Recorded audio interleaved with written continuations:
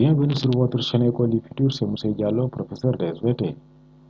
Aujourd'hui, j'ai le plaisir de continuer avec vous la leçon numéro 11 intitulée Les différents aspects du fonctionnement du muscle squelettique. Comme vous le savez, c'est la deuxième partie de cette leçon.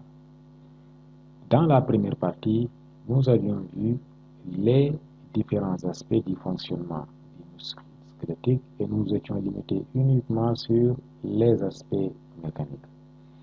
Si vous n'avez pas eu la possibilité de voir cette première partie du cours, je vous invite à cliquer sur le petit i qui s'affiche actuellement sur votre écran. Cette deuxième partie est intitulée Aspects électriques de la contraction musculaire. Donc, c'est en rapport avec, en réalité, les contractions musculaires, mais cette fois-ci, c'est les potentiels d'action musculaire qui nous intéressent.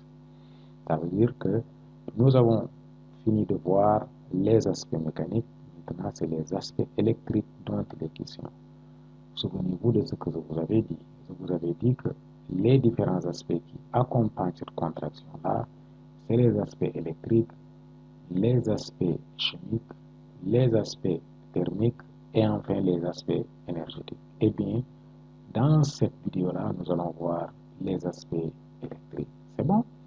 Donc, nous allons commencer par voir le petit a intitulé Les étapes du fonctionnement de la plaque motrice. Mais bien avant ça, qu'est-ce qu'une plaque motrice? Eh bien, une plaque motrice est également appelée jonction neuromusculaire. Chers élèves, si vous prenez ce mot-là, il est composé de quoi? D'un neuro qui renvoie à neurone, musculaire qui renvoie à muscle. Vous comprenez là, par là alors que c'est la jonction entre un neurone et une fibre musculaire. De là, la jonction neuromusculaire est la zone de communication entre les nerfs par qui le signal de contraction, qu'on appelle aussi influx nerveux, arrive et le muscle qui se contracte sous l'impulsion de l'influx nerveux. C'est bon? Donc, vous avez une définition beaucoup plus simpliste. La jonction neuromusculaire est la jonction entre un neurone moteur. Le neurone moteur est également appelé motoneurone et une fibre musculaire. C'est bon? Donc, si on part de notre exemple que nous avions pris dans la première partie de cette vidéo, ici, la jonction neuromusculaire a lieu à ce niveau-là. La jonction neuromusculaire a lieu à ce niveau-là. En effet, vous avez le nerf sciatique qui est là, et le nerf sciatique, dans ce cas-là, représente le motoneurone ou neurone moteur, car c'est par lui que vient l'influx nerveux. Comme vous l'avez dit dans la vidéo précédente, vous avez ici l'excitateur qui est relié à deux paires d'électrodes excitatrices. Une fois que ces paires d'électrodes excitatrices stimulent le nerf sciatique, il va y avoir élaboration d'un message nerveux. Ce message nerveux va passer à travers le nerf sciatique jusqu'à arriver au niveau du muscle gastrocnémien qui se contracte. La contraction de ce muscle gastrocnémien se manifeste par un tracé qui est là. Ce tracé-là, on l'avait appelé myogramme. C'est bon? Donc ici, pour revenir à notre définition de la jonction neuromusculaire, c'est la jonction entre le motoneurone là et le muscle gastrocnémien. C'est bon? Voilà. Donc, et là, en ce qui concerne en réalité les fibres musculaires là, il faut retenir qu'il existe différents types de fibres musculaires. Là aussi, vous allez les voir beaucoup de fois dans les exercices. Vous avez les fibres de type 1 qui sont à contraction lente. Elles sont de couleur rouge. Chers élèves, faites très attention à ces fibres-là. Ces fibres lentes-là ont un métabolisme différent des fibres que nous allons voir tout de suite. Ces fibres lentes-là sont adaptées à des activités bien précises, notamment les activités de longue durée. C'est bon? Voilà. Vous avez également les fibres de type 2 qui sont, elles, à contraction rapide. C'est des fibres de couleur blanche. Et troisièmement, il y a des fibres lentes. Il y a la proportion de fibres lentes et de fibres rapides qui évoluent en fonction juste de l'entraînement du type d'exercice à pratiquer. Mais globalement, les types de fibres qui reviennent le plus dans les exercices, c'est les fibres de type 1 et les fibres de type 2. Retenez que les fibres de type 1, c'est elles qui le métabolisme du glucose à travers la voie de la respiration. C'est elles également qui sont excitées lorsqu'un individu pratique une activité sportive de longue durée. Les fibres de type 2, elles sont explosives et elles sont en réalité utilisées lorsqu'un individu désire effectuer, lorsqu'un individu souhaite effectuer une activité physique brève, mais qui nécessite beaucoup de l'énergie. Par exemple, pour soulever une artère. Vous savez que quand un lutteur ou bien quand un athlète soulève une artère qui pèse très lourd, en ce moment-là, il a besoin d'une vitesse de contraction très importante, mais il a besoin également de beaucoup de quantité d'ATP, beaucoup d'énergie. En ce moment-là, lui, il va faire appel en réalité aux fibres de type 2. Par contre, les fibres de type 1, elles, c'est lorsqu'un individu désire faire une activité physique de très longue durée, comme un joueur de foot qui veut effectuer un match de 90 minutes. C'est bon? Dans ce cas, c'est les fibres de type 1 qui vont être stimulées. Mais là, c'était juste, en réalité, différencier les types de fibres. Ça n'a rien à voir avec la jonction neuromusculaire, car les fibres de type 1, les fibres de type 2 réalisent tous une jonction neuromusculaire. Donc, en termes simples, retenez que la jonction neuromusculaire, c'est la plaque motrice, c'est la jonction entre un neurone moteur et une fibre musculaire. Cette fibre musculaire peut être maintenant de type 1 comme elle peut être de type 2. C'est bon? Voilà, on continue. On revient donc, après avoir défini la plaque motrice, nous allons maintenant voir comment elle fonctionne. Là, vous avez le motoneurone, c'est le nerf sciatique dans notre exemple. Le nerf sciatique que vous avez là, et là, vous avez la fibre musculaire. Eh bien, comment fonctionne cette jonction neuromusculaire ou bien cette plaque motrice? C'est simple. Après l'arrivée du potentiel d'action nerveux, bien sûr, ou bien l'arrivée en réalité du courant biologique, ou bien l'arrivée de l'influx nerveux au niveau de ce bouton terminal, le bouton axonique terminal, qu'est-ce qui va se passer? Regardez, les événements qui vont se succéder chronologiquement sont numérotés de 1 en réalité à 5. Regardez bien où se situe le 1. Le 1 est situé au niveau du bouton axonique et le 5 est situé au niveau de la myofibrille, donc dans la fibre musculaire. C'est bon? Donc, comment fonctionne cette plaque motrice? Regardez bien. Après l'arrivée du potentiel d'action nerveux, l'arrivée du potentiel d'action nerveux qui symbolise l'événement 1, qu'est-ce qui va se passer en réalité? Ce qui va se passer, c'est que l'arrivée de ce potentiel d'action va créer une entrée des ions Ca2+ dans le bouton axonique. Ces ions Ca2+ vont provoquer quoi? L'exocytose des vésicules de neurotransmetteurs dans la fente synaptique. Donc, il y a d'abord l'arrivée du potentiel d'action nerveux. Ensuite, ces vésicules présynaptiques vont réaliser une exocytose, c'est-à-dire qu'ils vont déverser leur contenu dans la fente synaptique. C'est ça le deuxième événement. Troisième événement, une fois que ces neurotransmetteurs, bien sûr qui sont toujours l'acétylcholine, sont déversés dans la fente synaptique, il va y avoir la fixation de cette acétylcholine-là sur ces récepteurs spécifiques, localisés au niveau de l'appareil sous-neural. Ça, c'est l'appareil sous-neural. Ces invaginations que vous voyez ici, c'est l'appareil sous-neural. Donc, quand il y a l'exocytose, c'est l'acétylcholine qui va se fixer sur les récepteurs. C'est ça le troisième événement. Donc, Le quatrième événement, il va y avoir naissance d'un potentiel d'action musculaire.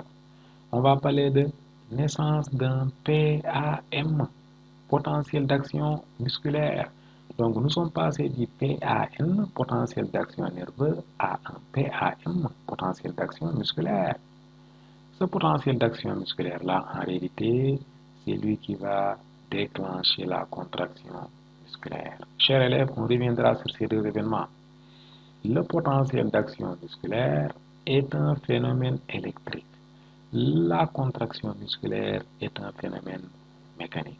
Donc, vous voyez bien qu'il y a d'abord l'avènement numéro 4, ensuite l'avènement 5. Autrement dit, l'avènement 4 précède l'avènement 5. D'ailleurs, voilà pourquoi dans la suite on dira les phénomènes électriques précèdent et déclenchent les phénomènes mécaniques. C'est bon? Donc, en résumé, retenez que cette plaque motrice fonctionne de cette façon-là. Arrivée du potentiel d'action, exocytose des vésicules de neurotransmetteurs dans la fente synaptique, ensuite fixation de l'acétylcholine sur ces récepteurs, ensuite vous avez la naissance d'un potentiel d'action musculaire, et enfin vous avez en réalité une contraction musculaire. Chers élèves, jusqu'à présent, nous n'avons pas vu comment se déroule la contraction musculaire. Il faut savoir que cette contraction musculaire va se dérouler comme je vous l'avais dit. Il va se passer en réalité au niveau du sarcomère. Là, vous avez ici une strie Z, vous avez une strie Z. C'est pas pour rien qu'on a mis la contraction musculaire dans le sarcomère. C'est parce qu'en réalité, cette contraction musculaire-là va se jouer entre là, ici, en réalité, le myofilament de myosine et les myofilaments d'actine. C'est bon? Voilà. Donc, il est important de comprendre que aussi, la présence de ces mitochondries-là n'est pas fortuite. La présence de ces mitochondries n'est pas fortuite. En effet, pour que la contraction ait lieu, il faut de l'énergie. Et l'énergie doit provenir en réalité des voies métaboliques. Là également, ça va concerner les aspects énergétiques. Mais retenez qu'une fois que l'énergie est dépensée, il faut la régénérer. Et une des voies de régénération de l'énergie va se dérouler au niveau, en réalité, des mitochondries. Voilà pourquoi dans les fibres musculaires, vous avez beaucoup de mitochondries. Ces mitochondries-là permettent en réalité à la cellule de régénérer l'ATP pour qu'il y ait la contraction. C'est bon? Voilà. Donc, il y a également le réticulum endoplasmique lisse qui n'a pas été matérialisé, qui n'a pas été montré dans ce schéma-là, mais retenez qu'il y a également du réticulum endoplasmique lisse à ce niveau-là. Car, chers élèves, pour que la contraction ait lieu ici, il y a également un événement qu'on a sauté. En effet, le potentiel d'action musculaire, c'est lui qui va permettre la libération en réalité des ions Ca2+. Ceux-ci sont indispensables à la contraction musculaire. Mais là également, c'est dans la suite qu'on va voir ça. C'est bon? Voilà. Donc, essayons de voir la deuxième partie de ce grand 2. Voilà. Mais avant d'aller à cette deuxième partie du grand 2, souvenez-vous de votre premier thème qui concernait en réalité les propriétés du tissu nerveux.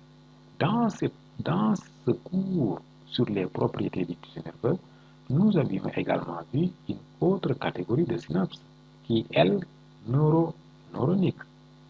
La synapse que nous avions vue là-bas était une synapse neuronique parce que, en réalité, c'était une jonction entre un neurone A et un neurone B.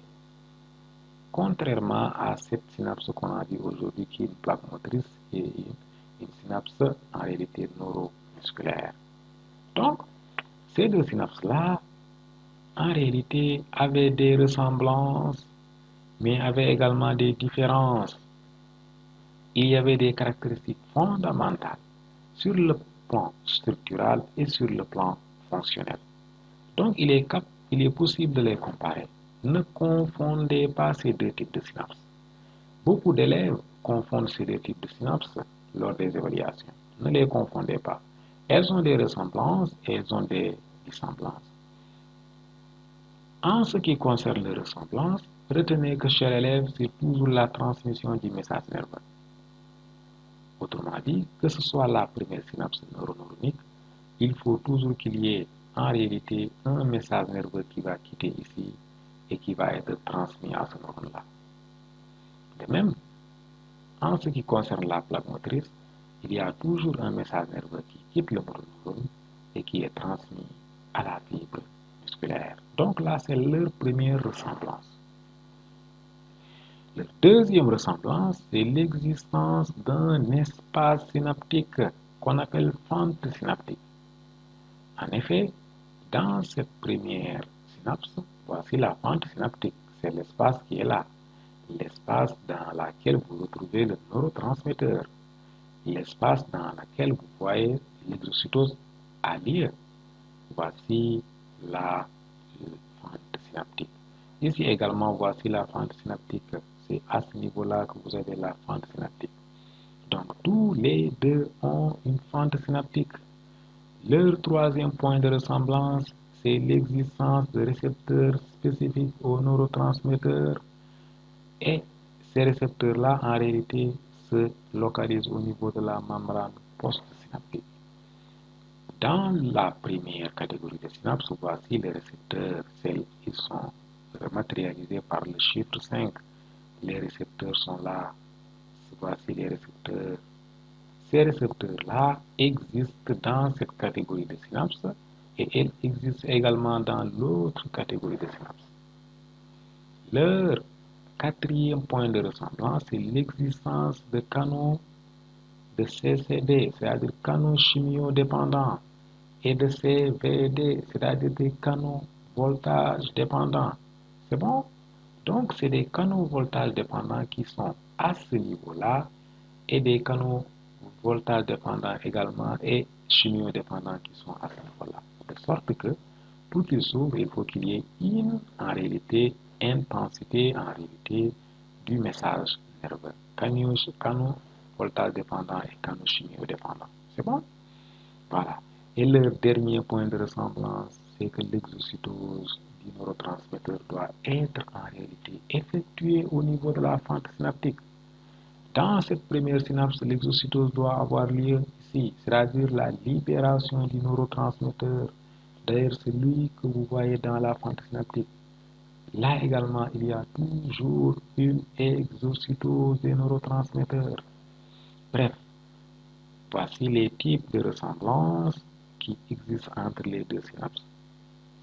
À côté de ces ressemblances, il y a des différences. Et, chers élèves, les différences, les voilà. Au niveau de la plaque motrice, vous avez toujours une synapse excitatrice.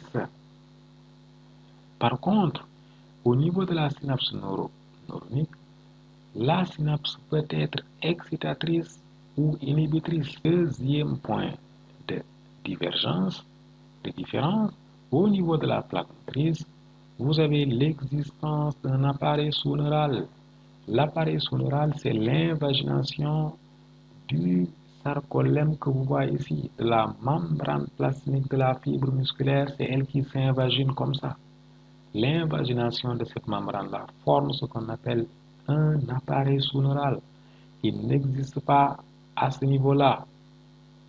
À l'opposé, vous avez au niveau de la synapse neuronale une absence d'appareil sous-neural. Voilà pourquoi je disais qu'il n'existait pas à ce niveau-là.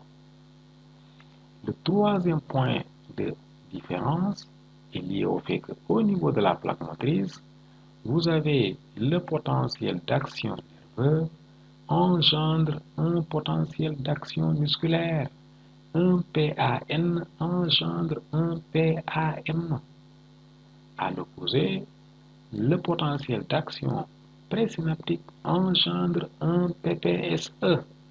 Chers élèves, du fait que cette synapse-là peut être une synapse excitatrice ou inhibitrice, le PPSE peut être un potentiel postsynaptique excitateur ou bien un potentiel postsynaptique inhibiteur.